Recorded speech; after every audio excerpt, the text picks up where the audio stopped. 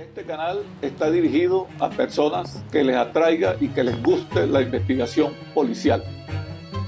Casos complejos en los cuales participé como investigador o como jefe de un equipo. Bienvenidos a nuestro canal YouTube. Caso Edwin Grimán Hernández, el matapolicías. En fecha 13 de septiembre de 1991, un ciudadano quien se encontraba en el interior del Banco Caracas, ubicado en la avenida principal del Limón, Maracay, Estado Aragua, logra observar que mientras él hace efectivo un cheque para cancelar el pago a sus empleados, existen unos sujetos pendientes de sus movimientos en el interior del banco. Al serle entregado una gran remesa de dinero y salir de la entidad bancaria, estos sujetos lo siguen.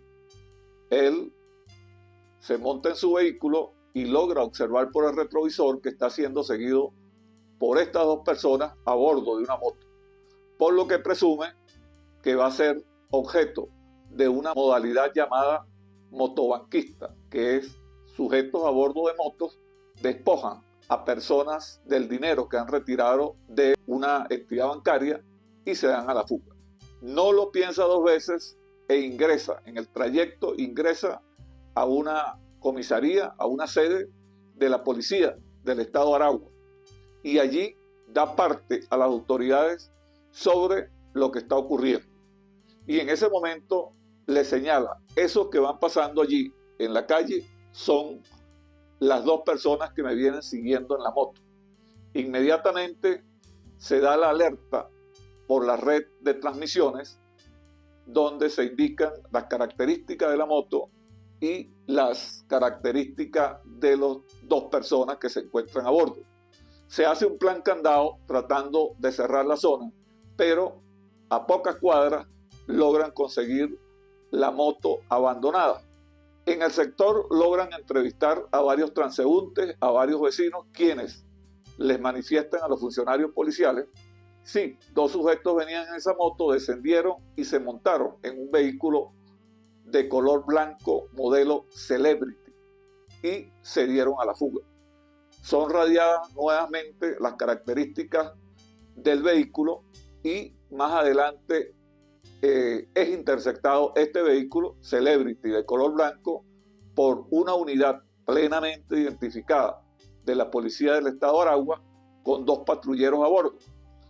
Una vez interceptado el vehículo Celebrity de color blanco, los funcionarios policiales plenamente identificados les ordenan a los que se encuentran en el interior del mismo que desciendan con las manos en alto. Solo desciende el piloto, el conductor, con una placa en la mano y una pistola en la cintura, diciendo: soy inspector de la PTJ, somos la misma gente, no se preocupen, no hay problema. El uniformado le indica: tienen que acompañarnos hasta la sede para aclarar una situación donde se le está acusando de un presunto robo. Mientras tanto, el compañero del uniformado procede a radiar vía transmisiones las placas del vehículo Century. Al darse cuenta de esta situación, el presunto inspector de la PTJ saca el arma de fuego que lleva en la cintura y efectúa dos disparos certeros, mortales, a la cabeza de cada uno de los uniformados, quienes se desploman inmediatamente.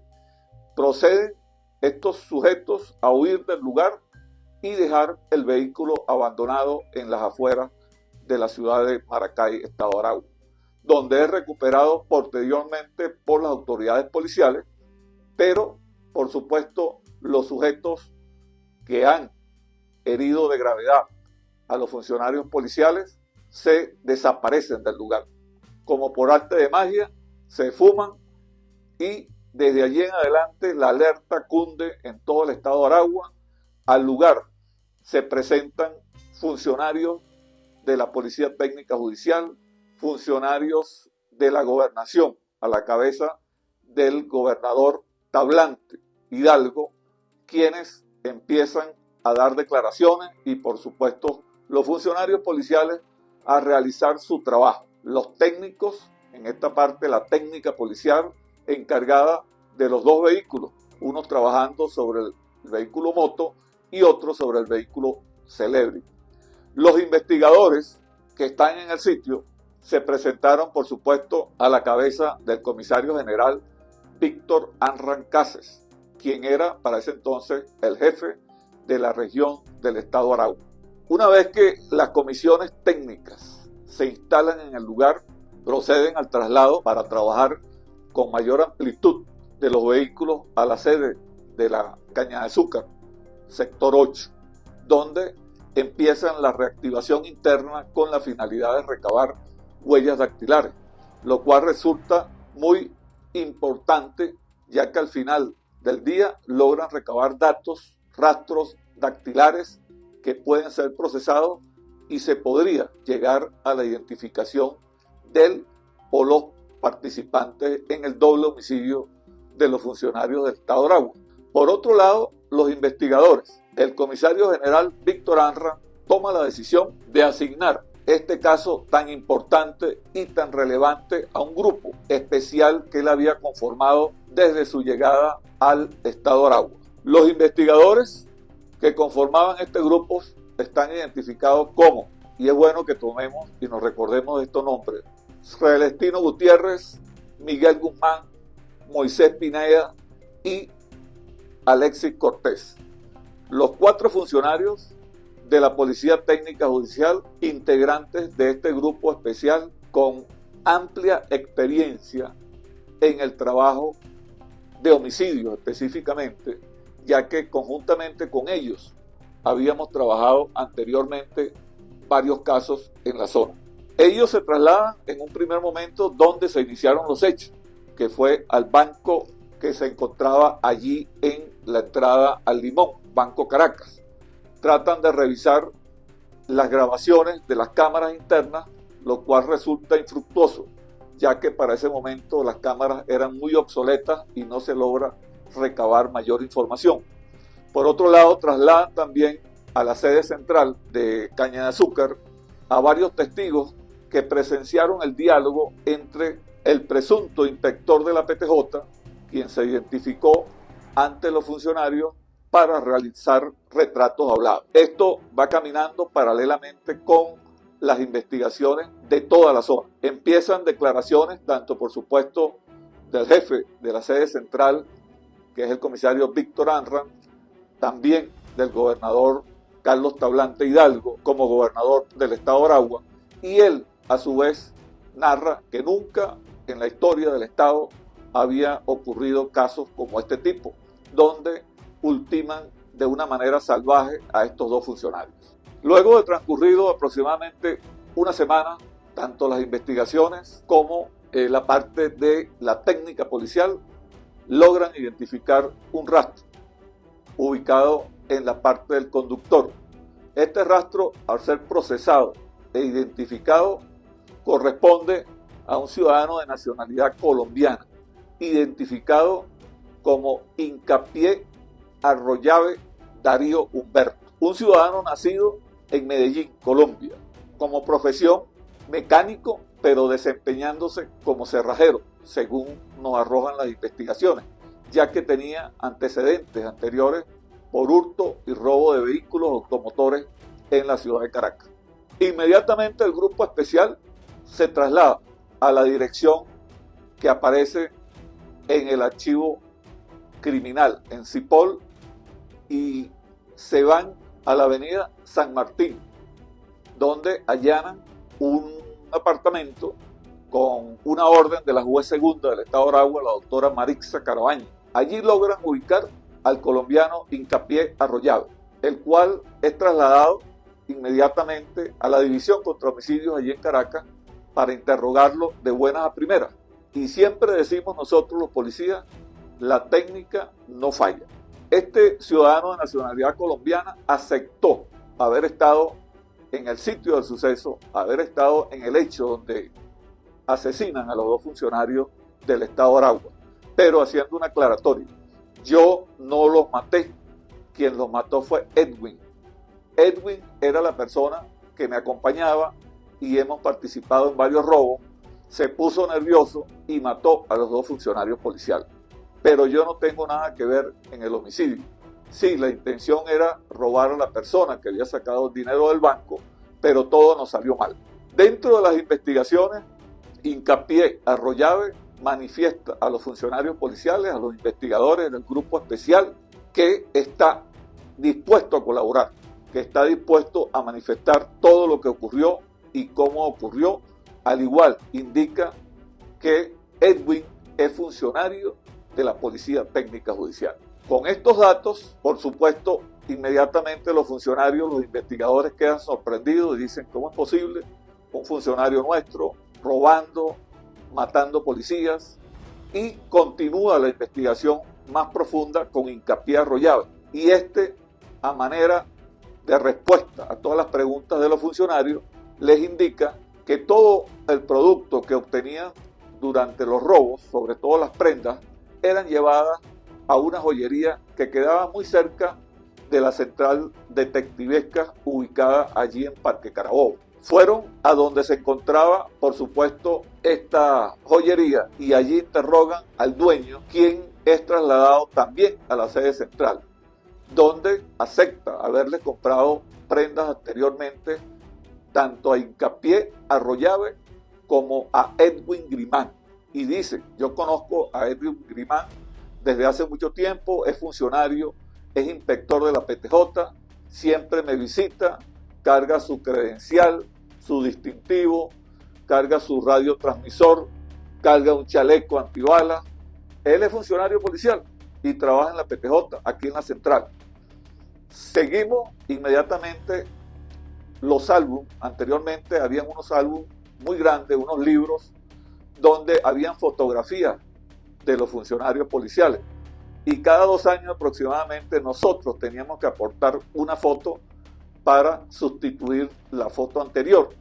No había la técnica que hay ahora, computadoras, celulares, y entonces la persona que iba a reconocer tenía que revisar ese álbum, que era de aproximadamente unas 100 páginas. Los 2 detenidos, tanto Hincapié Arroyave como el joyero, se ponen a revisar estos álbumes, pero en ninguno de los álbumes aparece la fotografía de Edwin Grimán. Con los datos de Edwin Grimán, los investigadores ingresan al sistema CIPOL, que es un sistema de información policial que existe en la Policía Técnica Judicial. Allí se ingresan las características personales, color de piel, color de los ojos, tipo de cabello, estatura, si la persona tiene algún tatuaje, todo se registra allí. Los investigadores ingresaron al sistema CIPOL y quedó plenamente identificado como Edwin Grimán Hernández. No policía, por supuesto se descartó inmediatamente que era un delincuente que registraba incluso antecedentes por el delito de robo. Anterior a esto, los 2 directores de las policías estaban emitiendo detalles sobre esto que había ocurrido. Nunca había ocurrido 2 homicidios en el estado de Aragua y todas las policías estaban abocadas a tratar de identificar a estos 2 sujetos, lo cual ya estaba plenamente identificado. Por un lado, el ciudadano de nacionalidad colombiana, identificado como Hincapié Arroyave Darío Humberto, y por el otro lado, Edwin Grimán Hernández. Solo faltaba ahora la captura de Edwin Grimán Hernández, que se encontraba prófugo. A esta situación ya había transcurrido aproximadamente unos 10, 11 días y continuaban allanando direcciones. Grimán Hernández tenía familia en varios sectores del estado Miranda, específicamente hacia la zona de Charallave, Cuba. Fue ubicada la esposa, fue ubicada un hijo, y todo se centraba en la captura del matapolicías, como se dio a llamarlo. A partir de ese momento tenía que ser capturado sea como sea. Los funcionarios que tenían el caso asignado del doble homicidio de Aragua planifican la noche anterior: vamos a ir a la población de Junquito, que es donde se robaron esta moto, a ver qué nos aporta, qué información adicional tiene la persona agraviada. quien resultó ser un ciudadano de nacionalidad portuguesa, lusitano, y llegan los funcionarios muy temprano, sobre las 10 de la mañana, salieron temprano desde el estado de Aragua y le llegan al ciudadano a la panadería. Lo abordan, le dice: somos funcionarios de la PTJ, venimos investigando la moto que te robaron porque ahora está involucrada en un doble homicidio. Lo cierto es que esta persona decide colaborar plena y totalmente con los funcionarios. Él le dice: sí, yo lo reconozco de volverlo a ver, pero yo a esa persona la había visto anteriormente aquí, en la zona del Junquito, saliendo de una chivera, y van hasta esa chivera a hacer un recorrido en el sector. Después de 4 o 5 horas de trabajo, los funcionarios que habían salido hacia la población del Junquito, que fueron Celestino Gutiérrez y Moisés Pineda. Moisés Pineda trabajó muchos años o mucho tiempo con nosotros en la división de inteligencia y también se desempeñó en la división contra robos. La comisión, integrada por el grupo especial de la policía del estado de Aragua, que fue al Junquito, estaba integrada por Celestino Gutiérrez y por Moisés Pineda. A última hora, ya saliendo de la delegación de Aragua, se integró a la comisión el cabo segundo de la policía del estado de Aragua, José Ramón Silva, un muchacho muy joven, y para que fuera agarrando luces en el tema de las investigaciones. En el estado de Aragua, donde yo trabajé un tiempo, aproximadamente un año, siendo jefe de la delegación de Caña de Azúcar en el sector 8, allí se acostumbra utilizar de apoyo funcionarios del Estado, y también en muchas delegaciones de la PTJ. Son comisionados y se destacan allí por la falta en aquel entonces de funcionarios policiales en la Policía Técnica Judicial. Lo cierto es que luego de haber trabajado ya durante varias horas, resultando infructuoso, se van a cenar aproximadamente a las 3, 4 de la tarde y a intercambiar detalles sobre lo que habían hecho y cómo iba fluyendo la investigación. Estando allí, estacionándose en el restaurante, el vehículo les presenta una falla. Ingresan a almorzar, discuten la vía de regreso hacia la ciudad de Maracay, estado de Aragua, y optan en consenso los tres en decidir regresar no por donde habían venido al Junquito, que era por la vía de la colonia Tovar, sino deciden: vamos a Caracas, bajamos a la capital y de allí agarramos la autopista.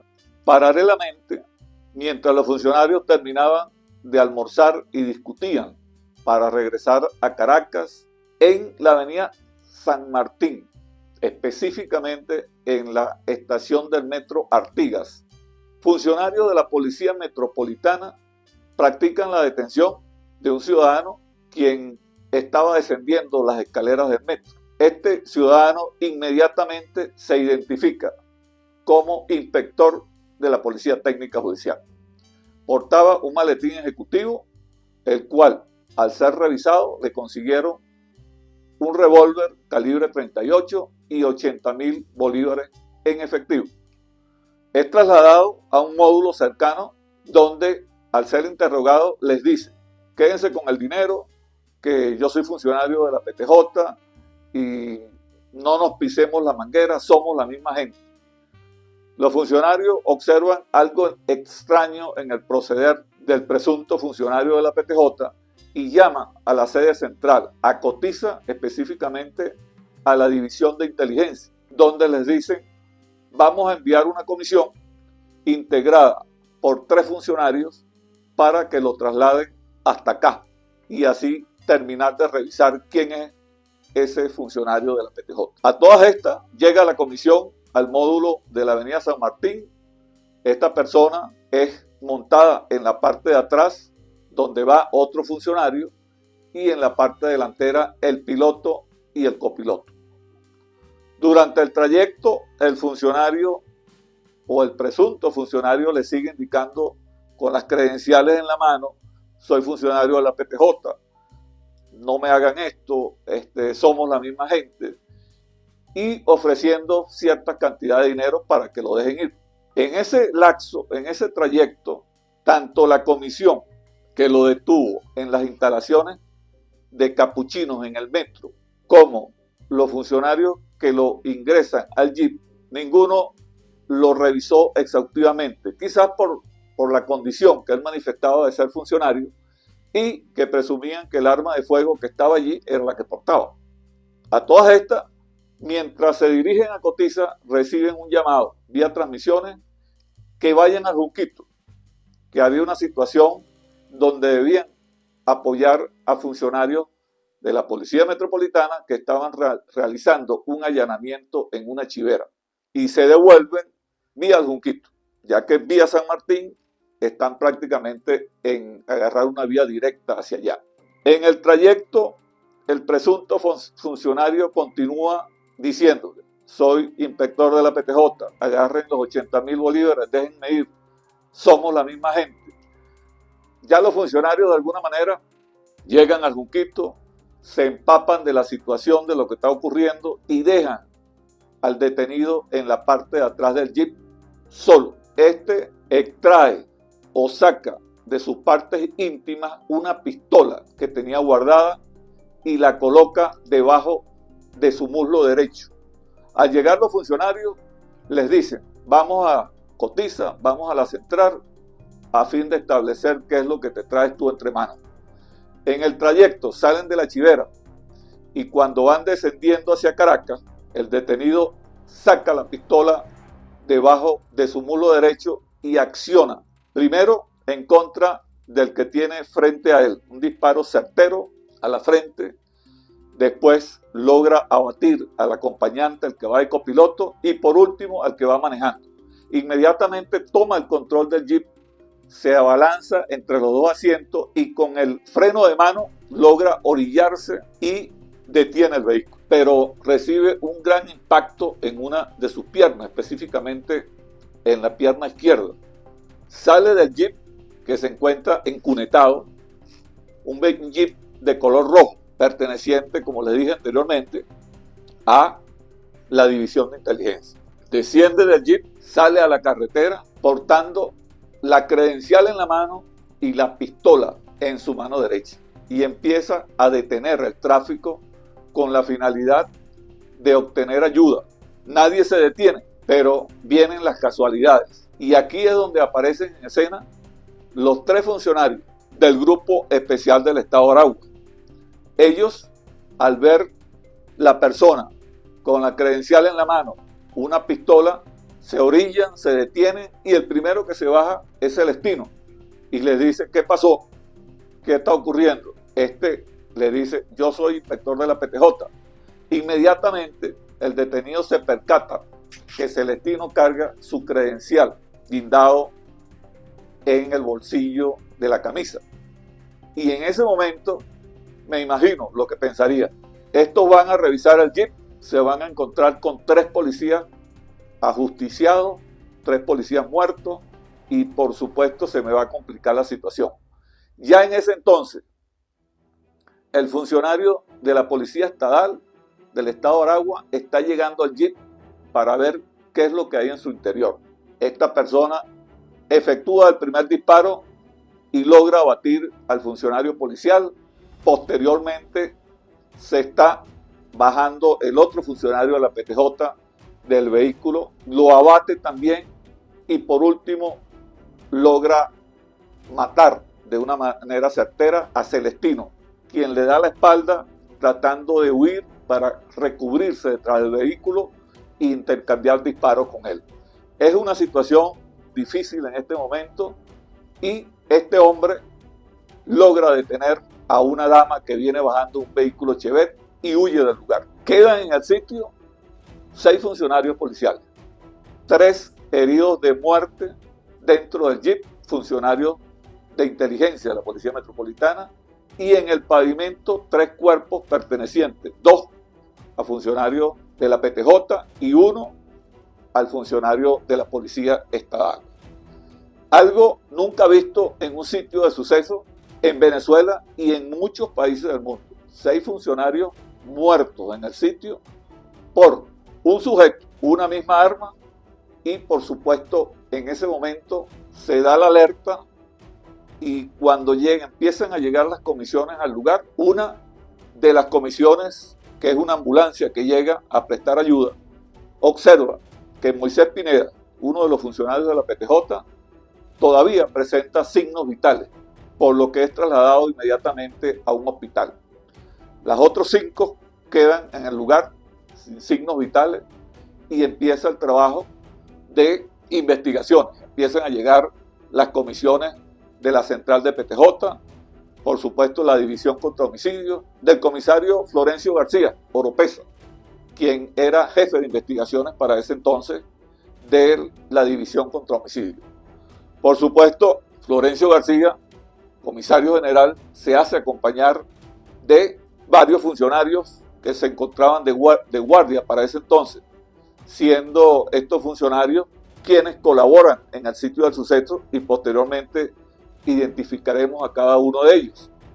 En el lugar, al inspeccionar el vehículo Jeep, se encontró dentro del cenicero una cédula de un ciudadano de nacionalidad venezolana. Este ciudadano, por supuesto, esta cédula fue colectada y guardada como evidencia. Se empezó una reactivación completa, se trasladaron los 2 vehículos hacia una zona donde se pudiese trabajar con más calma y nadie se imaginaba hasta los momentos la relación que pudiera existir entre el caso ocurrido entre el estado Aragua el día 13 de septiembre de 1991 y el 25 de septiembre, ese día en que hay 5 funcionarios muertos allí y 1 trasladado a un sector, a un hospital o a una clínica. Habían transcurrido del 13 al 25 exactamente 12 días. En 12 días prácticamente se tenía esclarecido el caso, faltaba una captura de una persona que posiblemente era la que estaba en el Jeep, pero con otra cédula, ya que al ser cotejada la cédula pertenecía a un médico, los datos pertenecían, nombres, apellidos y número de cédula pertenecían a una persona que era un ciudadano venezolano, médico que trabajaba en una clínica de Caracas. Al ser entrevistado a esta persona al día siguiente, dice, sí, efectivamente son los datos de mi cédula, pero quien está en la foto no soy yo. Quien estaba en la foto y al ser cotejada con funcionarios que estaban trabajando el caso, con los funcionarios del estado Aragua, se identificó que era Grimán Hernández quien estaba en el sitio. Edwin Grimán Hernández. Repetía lo mismo que había hecho en Aragua, lo estaba repitiendo en el Junquito. Y también había desaparecido de la escena del crimen. A todas estas muere el funcionario que se encuentra en la clínica y al morir este funcionario se completan 8 funcionarios, 8 gendarmes policiales muertos solamente por un sujeto, por Edwin Grimán Hernández, que para entonces estaba desaparecido. Yo me desempeñaba en ese entonces como director de la división o jefe de la división de inteligencia de la Policía Técnica Judicial. Recibo una llamada de un compañero identificado como Pedro José Colinas Rojas, adscrito a la seccional de San Antonio en el estado Táchira, donde me dice, comisario, tengo una información de un informante quien manifiesta que en su residencia, ubicado en la ciudad de Cúcuta, le llegó una persona con quien él ha hecho varios trabajos y le manifestó que estaba huyendo porque había matado a varios policías en Venezuela.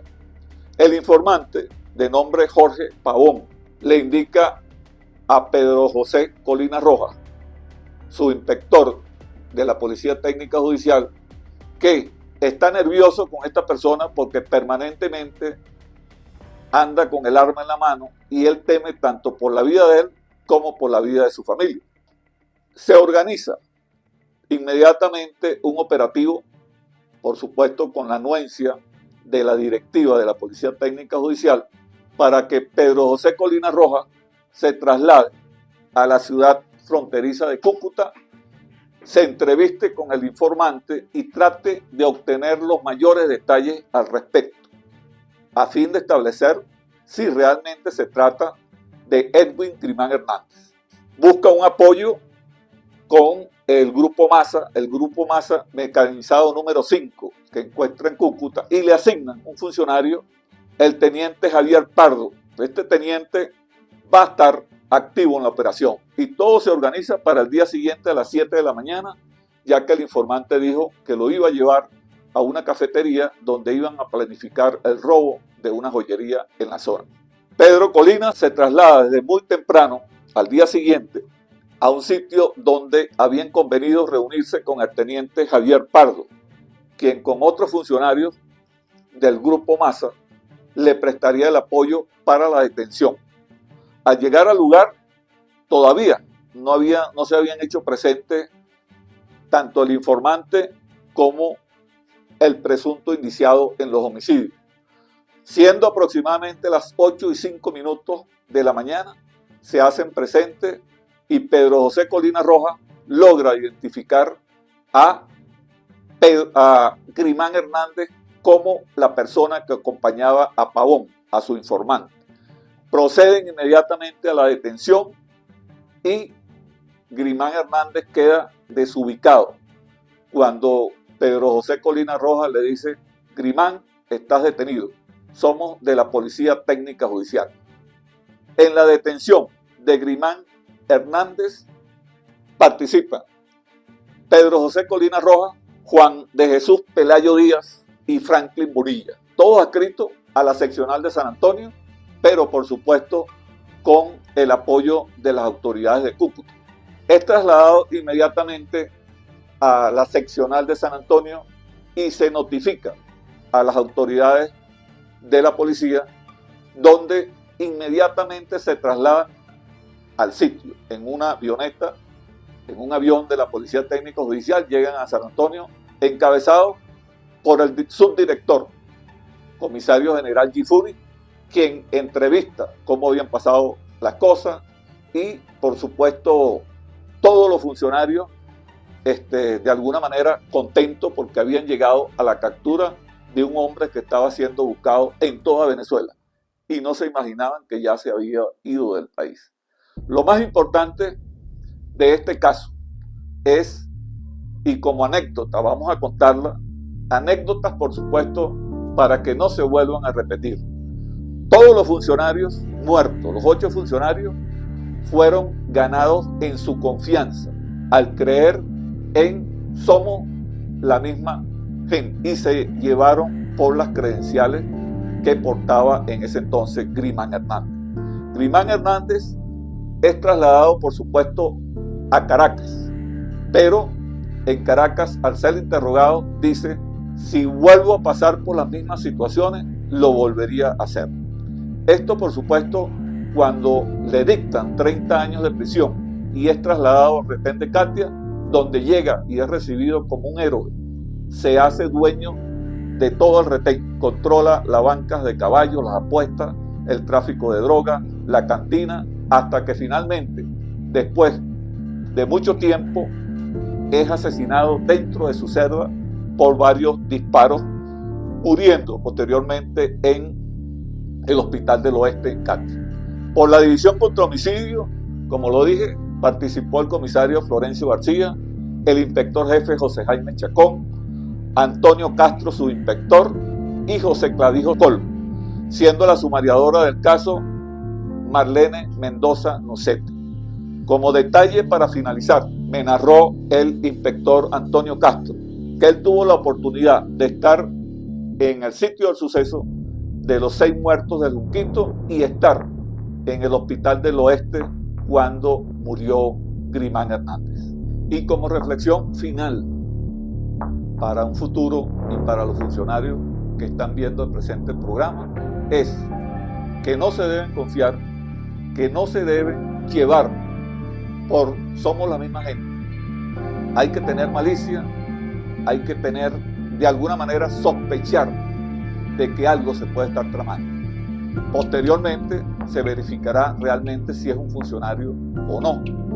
Y me contaba el funcionario Alexis Cortés, que participó en la investigación, que mientras allanaban varios sitios buscando a Grimán Hernández, en un callejón salió un motorizado con chaqueta y barba, y él procedió a detenerlo, y el tipo le dijo: somos la misma gente.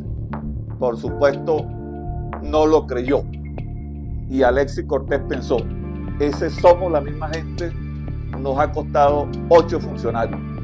Apaga la moto, bájate de la moto y tírate al piso para revisarlo. Efectivamente le consiguió un arma de fuego, pero este sí era funcionario policial. Muchas gracias. No olvides suscribirte y darle a la campanita para que observes los próximos videos.